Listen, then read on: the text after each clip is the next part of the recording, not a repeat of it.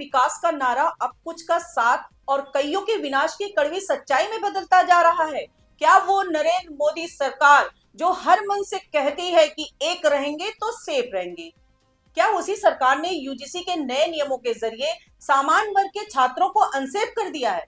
नमस्कार, मैं हूं तमन्ना और आप देख रहे हैं द संकेत लाइव।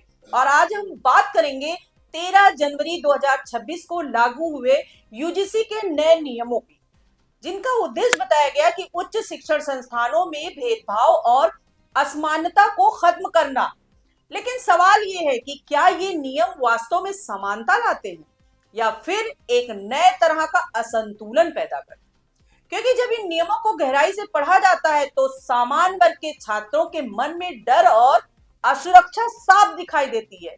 आज देश के अलग अलग हिस्सों में जनरल कैटेगरी के छात्र प्रदर्शन कर रहे हैं और कह रहे हैं कि हमारे साथ भी भेदभाव होता है, हमें भी जाति के नाम पर चिढ़ाया जाता है, हमारे खिलाफ भी साजिशें रची जाती हैं। तो फिर कानून की सुरक्षा सिर्फ कुछ वर्गों तक सीमित क्यों होनी चाहिए?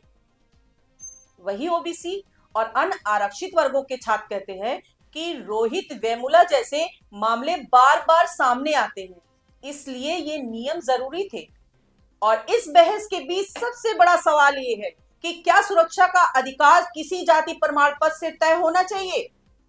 एक पत्रकार होने के नाते मेरा काम किसी जाति या समुदाय का विरोध करना नहीं, बल्कि हर छात्र के इंसाफ की बात करना है, चाहे उसका सरनेम कुछ भी हो, क्योंकि मुद्दा केवल शिक्षा का नहीं है, ये सामाजिक न्याय और बराबरी का है। सरकार वन नेशन की बात तो करती है, तो उसी वन नेशन में कानून जाति देखकर क्यों बढ़ रहा है?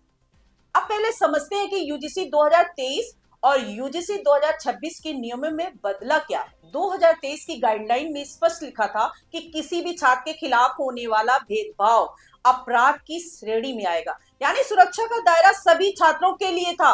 अगर किसी ब्राह्मण, राजपूत या किसी भी सामान्य वर्ग के छात्र को उसकी पहचान की वजह से प्रताड़ित किया जाता हो तो उसे भी संरक्षण मिलता।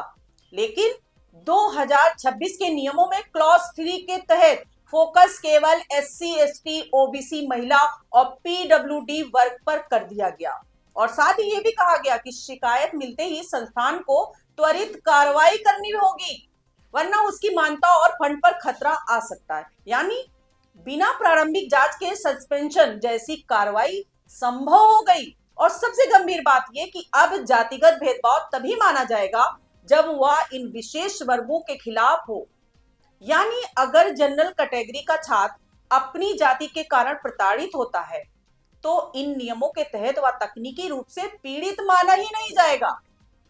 2012 के पुराने नियमों में झूठी शिकायतों के खिलाफ कुछ सुरक्षा प्रावधान थे, जिन्हें अब हटा दिया गया। यानी अगर कोई झूठी शिकायत करता है तो उसके खिलाफ जवाबदेही तय करने का कोई मजबूत रास्ता नहीं बचा। और यहीं से सवाल उठता है बराबरी का। संविधान का आर्टिकल 14 साफ कहता है कि राज्य किसी भी व्यक्ति को कानून के समक्ष समानता से वंचित नहीं करेगा। लेकिन जब नियम एक खास वर्ग को ही पीड़ित मानते हैं तो यह संविधान की आत्मा पर सीधा हमला। आरक्षण और सुरक्षा में फर्क समझना जरूरी है। आरक्षण अवसरों की समानता के लिए, ताकि ऐतिहासिक रूप से पिछड़े वर्ग आगे आ सके, लेकिन सुरक्षा एक बुनियादी मानव अधिकार है और ये हर नागरिक को मिलनी चाहिए। हम ये भी मानते हैं कि एससी, एसटी, ओबीसी छात्रों के साथ होने वाले वास्तविक भेदभाव को रोकना बेहद जरूरी है, लेकिन उसका तरीका निष्पक्ष होना चाहिए।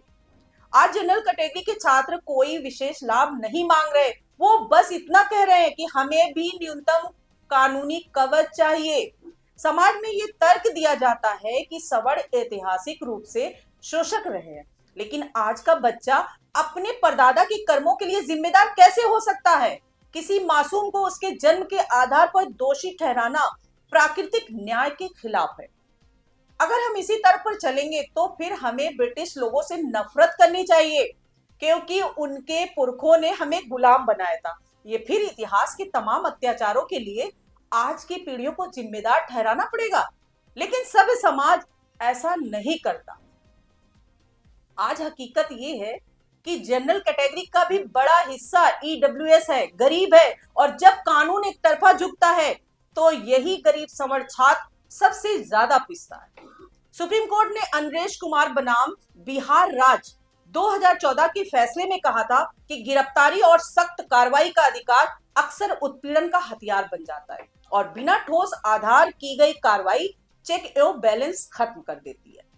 यूजीसी के नए नियम इसी चेतावनी को नजरअंदाज करते दिखते हैं और इसका खतरनाक परिणाम यह होगा कि कैंपस में ब्लैकमेलिंग और उगाही की संस्कृति पनपेगी, क्योंकि जब किसी को पता होगा कि एक शिकायत से किसी छात्र का करियर तबाह हो सकता है और झूठी शिकायत पर भी कुछ नहीं होगा तो इसका दुरुपयोग तय है। ललितपुर के विष्णु तिवारी का मामला हम सबके सामने है। झूठे SC/ST एक्ट में 20 साल जेल काटने के बाद जब वह बरी हुआ तब तक उसकी जिंदगी खत्म हो चुकी थी। सवाल यह है कि क्या यूजीसी 2026 जैसे नियम कैंपस में और विष्णु तिवारी पैदा नहीं करेंगे? यह मेरिट बनाम आइडेंटिटी की लड़ाई बन जाएगी और जब होनहार छात्र देखेगा कि उसका भविष्य किसी की एक शिकायत पर टिका है तो वह देश छोड़ने का मन बनाएगा और यह ब्रेन ड्रेन भारत को कमजोर करेगा। तो समाधान क्या है? पहला, हर शिकायत के साथ कानूनी हलफनामा जरूरी हो। झूठी शिकायत साबित होने पर सख्त सजा हो।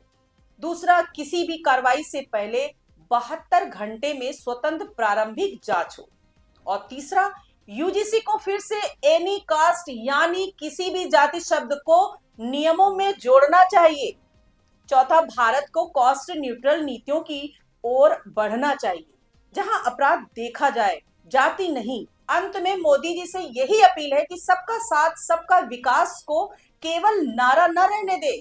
जनरल कैटेगरी का छात्र कोई विशेषाधिकार नहीं मांग रहा है, सिर्फ वह फेयर ट्रायल और बुनियादी सुरक्षा मांग रहा है। एक रहेंगे तो सेफ रहेंगे का अर्थ तभी होगा जब कानून की नजर में हर छात्र बराबर होगा।